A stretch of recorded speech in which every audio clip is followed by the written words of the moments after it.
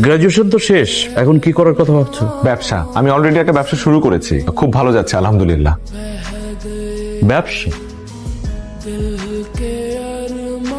কিন্তু এটা তো কোনো ফিউচার নেই, খুবই রিস্কি। কারো কপাল খোলে, আবার কারো কপাল খোলেই না। চাটা খেয়ে যেও। আঙ্কেল আমাদের শেষ, তোমার সাথে আমার কথা শেষ। এবার বক্তব্য রাখবেন আমাদের আজকের সভার প্রধান আকর্ষণ, যার সাফল্যের কথা শুনে আমাদের তরুণ প্রজন্ম অনুপ্রাণিত হতে চায়। তিনি আর কেউ নন, আমাদের সকলের প্রিয় জনাব মাহির চৌধুরী।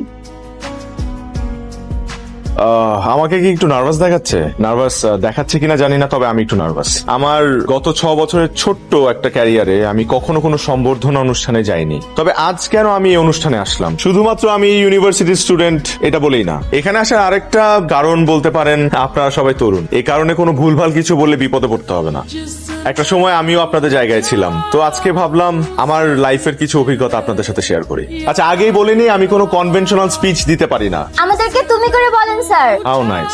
আমি এই কথাটা শোনার জন্য এতক্ষণ অপেক্ষা করছিলাম, কারণ নিজের ভার্সিটির ইয়াং এবং জুনিয়র ভাই বোনদেরকে আসলে আপনি করে বলাটা শোভনীয় না। Thank you guys for making me comfortable. আচ্ছা, তাহলে এখন একটু সিরিয়াস আলোচনা করি তোমাদের সাথে। আগে আমার একটা প্রশ্নের উত্তর করো। আচ্ছা, তোমাদের সবার তো এখানে গ্রাজুয়েশন কমপ্লিট, রাইট? তো কারা কারা লাইফে চাকরি করতে চাও? হাত তোলো। বাহ, সবাই হাত তুলেছে, শুধুমাত্র তুমি আর তুমি। ওকে, হাত নামাতে পারো। তোমরা 3 জন চাকরি না করে কি করতে চাও? বিজনেস। তাহলে বাকিদেরকে একটা সাজেশন দেই, তোমরা আজকেই তোমাদের সিভি গুলো এই 3 জনকে দিয়ে রাখো, কারণ একটা সময় এই 3 জনের কাছেই তোমাদের যেতে হবে চাকরির জন্য। দেখো, একটা দেশে সবাই যদি চাকরির পেছনে ছোটে, কেউ যদি ব্যবসা না করে, তাহলে তারা চাকরিটা করবে কোথায়? তাদেরকে চাকরিটা দেবে কে? সরকারের পক্ষে তো সবাইকে সরকারি চাকরি দেওয়া পসিবল না। দেশে যত বেশি ব্যবসা হবে, তত বেশি কর্মসংস্থান হবে এবং তোমরা ভালো ভালো চাকরির সুযোগ পাবে।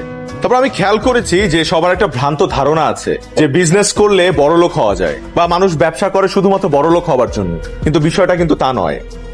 ব্যবসা না করলে নতুন আইডিয়াস জেনারেট হবে না, আর নতুন আইডিয়াস জেনারেট না হলে দেশের ইকোনমি বা দেশকে উন্নয়নের শীর্ষে আমরা নিয়ে যেতে পারবো না। তো এই কারণে বলছি যে সবাই চাকরি করো না, মাথা থেকে ভূত ছেড়ে ফেলো, উদ্যোক্তা হও।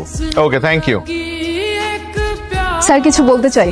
হ্যাঁ, বলো না। আমরা আসলে আপনার সাকসেসের গল্পটা শুনতে চাই। এই পর্যায়ে পৌঁছানোর পিছনে আপনার স্ট্রাগলের গল্পটা আমরা একটু জানতে চাই। আমার গল্প?